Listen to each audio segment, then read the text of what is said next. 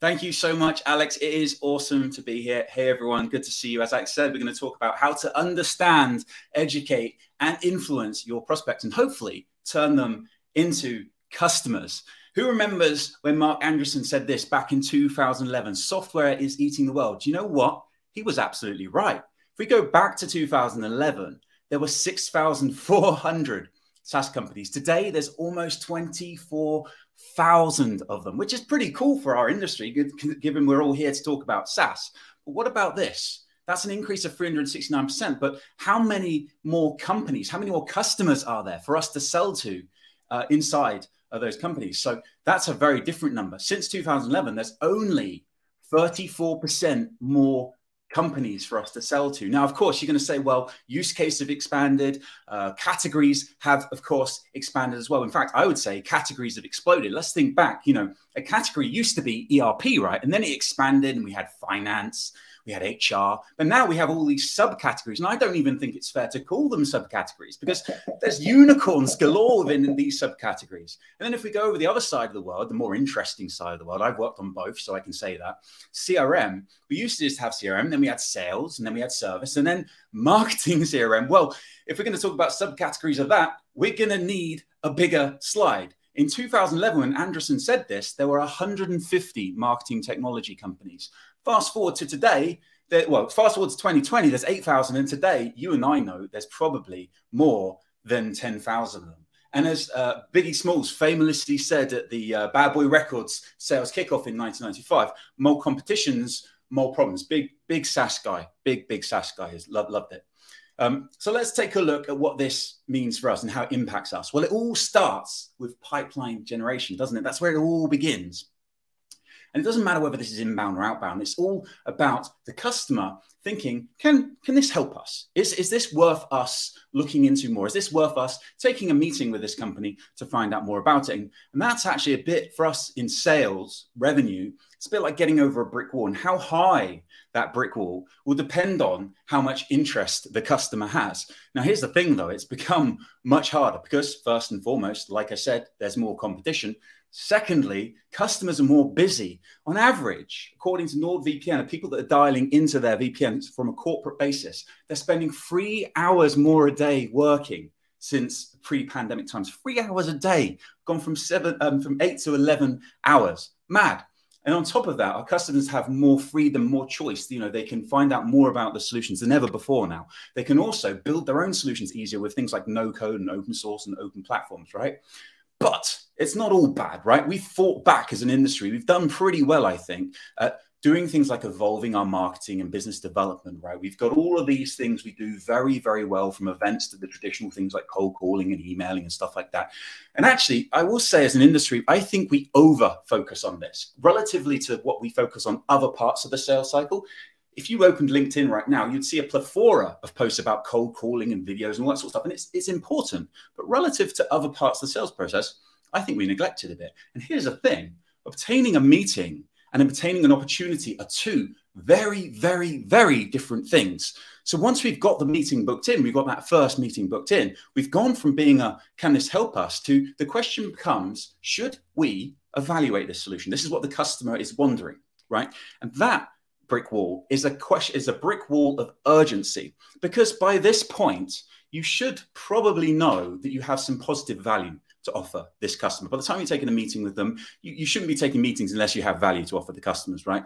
So it's not a case of is there value or not. It's, is there enough value? Does this solution solve a big enough problem for it to be urgent enough for us to enter into an evaluation process, which, let's face it, in SaaS is what? 90 days minimum, maybe over a year. Some of my clients spend over a year in their sales cycles, right? Bonkers. So it's a big thing. And here's the thing as well. In these first meetings, there's a few other things here as well. First off, you're not going to like me for saying this, but I'm sure you agree that customers already regretting meeting with us. They don't like sales meetings. They don't find them fun. They're a bit of a chore, right? Secondly, all they want us to do is show them our solution, how it's going to help them, how it's going to be valuable to them. But the problem with this is, They don't want to be interrogated. And when I say interrogated, I'm talking about what our industry calls discovery, which is like these canned questions of, you know, what keeps you awake at night? And what would it mean if you don't solve this problem? And who else cares about this? We think these are good questions. Customers absolutely hate answering them. So you might be thinking, hang on a minute, Andy, you just said that I've got to personalize my offering to the customer. That's what they expect. But you're also saying that I can't now ask them personalized questions. Well, that sounds like a catch-22. You'd be right. It is a catch-22. And there's two plays you can do here that I see people regularly try. The first is what pitch deck Pat does here. What we're looking at here is a first meeting. So we're looking at the early, middle, late stages of it. And then the vertical axis is how the customer feels throughout the meeting. So pitch deck Pat here, they come in and they play it safe, right? Because they're operating blind. They're just going to go straight into their pitch deck. You know, our company was founded in 2013. Our founders met at Stanford University, dropped out, boring, blah, blah, blah, right? Customers not interested in that. But what's actually happening here is pitch deck Pat is order taking. This is not sales. This is just running through a process, and it's totally reliant on your company's product market fit and how well the customer understands the problem and the solution you can provide. So you might as well just send them a video or get an intern to do the pitch deck. Then people say, well, what about discovery? Well, this is better, but it still upsets the customer. The reason why is if you launch straight into questions without winning credibility, without winning trust, then you're going to find yourself on the back foot. What happens here is the customer doesn't want to be interrogated. They just want to find out what your solution can do for them. And even a lot of salespeople say, well, I get the answers. And it's like, yes, you will get an answer if the customer's being polite. But what you're really looking for is the things that drive urgency. And you won't get to those things because the customer's not going to trust you enough to really share their business with you.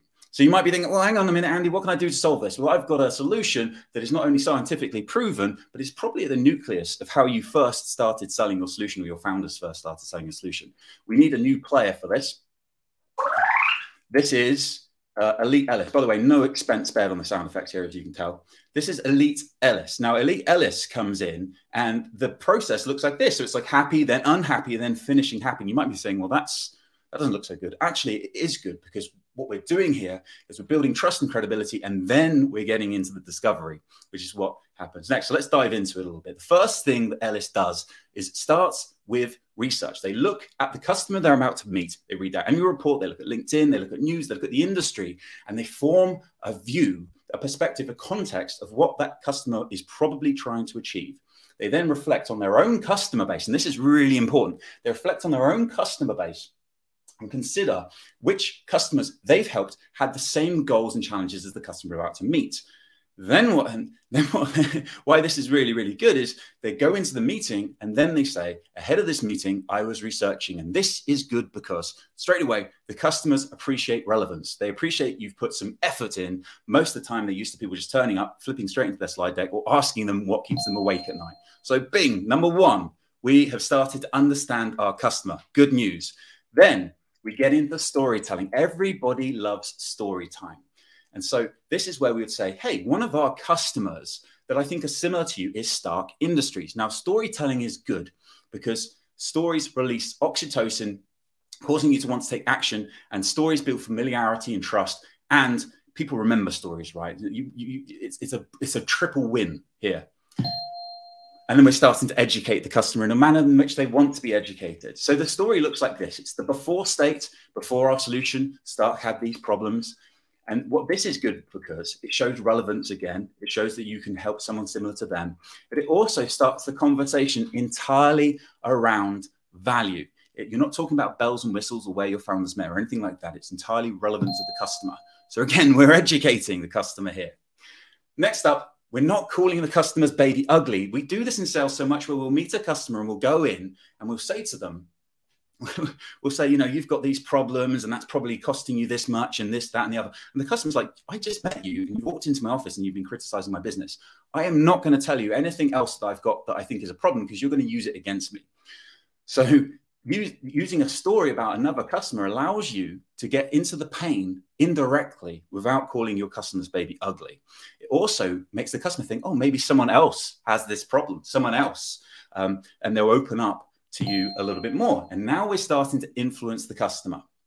Then we get into the after solution. This is, after our solution, Stark had this utopia, this wonderful state. This is where we got to, kind of thing. And this is good because obviously it gets the customer excited about the art of the possible, where you could take them, how you could solve them and take them to this dream state.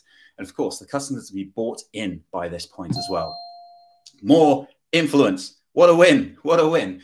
Next up, M for metrics. Now, M for metrics is the first M in MEDDIC, which is a sales framework. And this is just like what we're looking at here is one tactic inside of metrics, and metrics is one part of MEDDIC. So we're like super zoomed into MEDDIC right now, but there's like hundreds of tactics like this. And I've only got 10 minutes on now. I'm running out on that. So I'm going to skip past this bit, but this is the value. This is the metrics. And this is basically the delta between the before state you've talked about and the after state. What is the tangible value that exists in there? It could be financial, it could be efficiency related, it could be risk related. And this is good because it quantifies the tangible value you provide to your customer in a way they can relate to. And we're entirely talking about value at this point. So again, more influence. What a happy time to be alive. Now, here's the really fun bit. We can invite Dana back now. Discovery Dana can actually come back because we have won trust and credibility with the customer. So we can now get into discovery, okay? And we can start to find out what's going on here. Now, here's a thing that's important as well.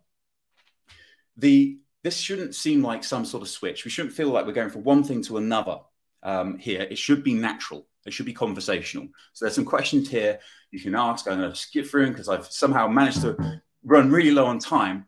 But the thing here as well is that when this is going on, we're now starting to bring them down into the uncomfortable feeling, right? And here's a thing to know. Elite salespeople, they live in this zone. This is called the urgency zone. When you bring a customer down into this zone, it really makes them feel implicated in the pain that you can solve. And it drives urgency. Urgency, which increases your win rate, which increases the amount of value you can ask for your solution and decreases the time for it to close. It's a win-win-win. How do you create urgency? Just wrapping up now. You've got to be genuinely curious. You've got to understand. You've got to be prepared. You've got to know your customer. And you can use mirroring techniques like what Chris Voss will talk about in his book, which I highly recommend, by the way. So just to finish up here, what comes next? And I'd love to maybe pick this up another time, but this is what you do next. This is how, when you finish up the meeting, this is how you do it. You've got to showcase how you've talked about the journey you've taken the customer on. Now you have to tell the customer how you do it, how you get them to this utopia state. This is not necessarily featuring benefits, but this is around your solution. You've also got to qualify. You've got to make sure the customer's invested in solving these problems with you just as much as you're invested in them. And if they are invested, then lock in next steps. That's it. Key takeaways. Meetings and opportunities are very different. Start with a story. Don't do discovery or a pitch. And then win credibility with the customer, win trust, and it will allow you to do much better discovery. I'm Andy Whyte. You can catch me on LinkedIn and Twitter, and I'd love to hear from you. Thanks very much.